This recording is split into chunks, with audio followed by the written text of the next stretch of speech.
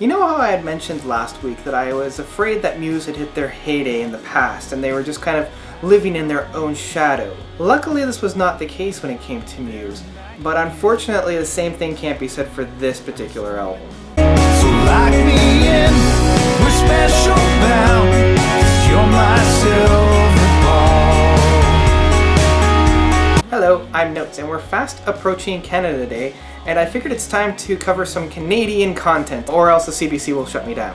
So first up, Canadian legends, Barenaked Ladies. These Canadian boys got their start way back in the early 90s with their two big hits, If I Had $1 Million and Brian Wilson. Brian Wilson got them some critical acclaim south of the border, whereas If I Had $1 Million really hit home up here. They were really quite big, getting superstardom with their 1 Week song, to the point where it actually got parodied by Weird Al. This is how you know they were successful. And since 1 Week, they have had a few other bigger hits, such as Pinch Me, Another Postcard. They even wrote the main theme song for The Big Bang Theory. Then, back in the early 2010 era, Stephen Page, one of the two frontmen of the group, left. Now, I'm a pretty big fan of this band. I've been following them since the beginning of their career. In fact, I remember having that cassette tape when it first came out in like 1993 or 1994, listening to Gordon over and over and over again.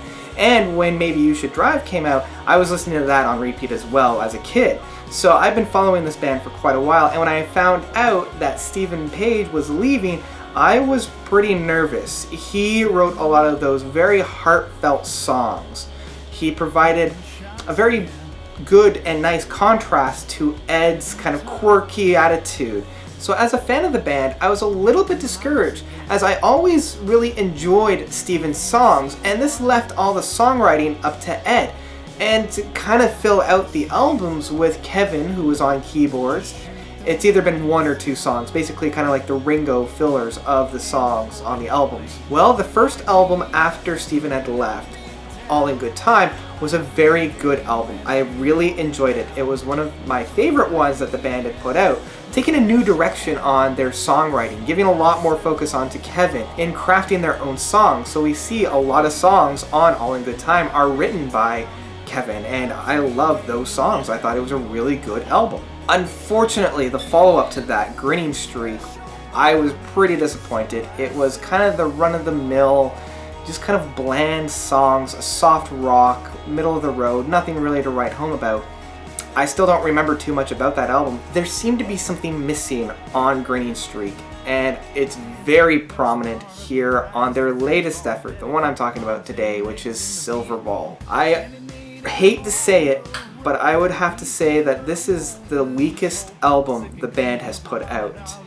It took all of my least favorite parts of the band and really showcased it. It's unimaginative, it's unoriginal, and it's the same stuff we've already heard from Grinning Streak. It's kind of harsh to say, but when I thought that Grinning Streak was their weakest album, and then to be followed up with this, which I believe is even weaker, it's a little bit of a letdown. The album starts off alright enough with Get Back Up. It's got a really catchy guitar blast to really catch the attention, but once that settles, it just flows right into that easy listening rock song that really moves nowhere.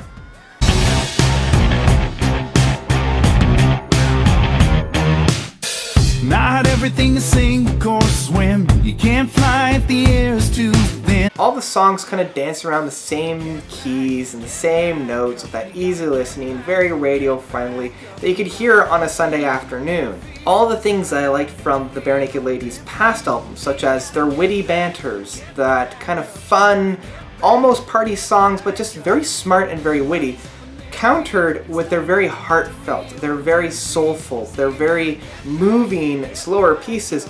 Both of these elements are removed from Silverball. None of those are found here.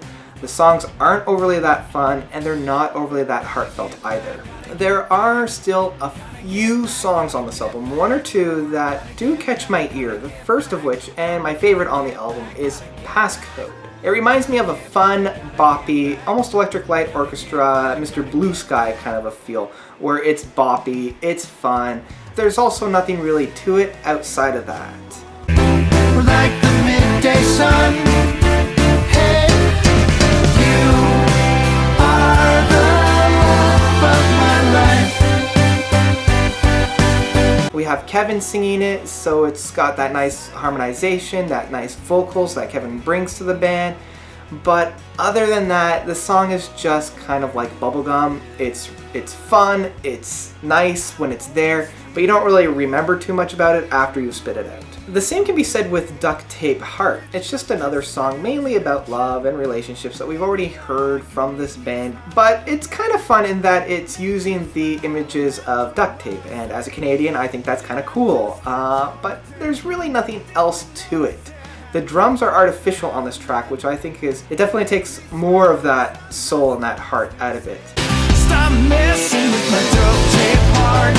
Your best won't make it fall apart, because I'll always have enough for when I gotta tape it up. If you've heard Grinning Streak, you've pretty much heard this album already.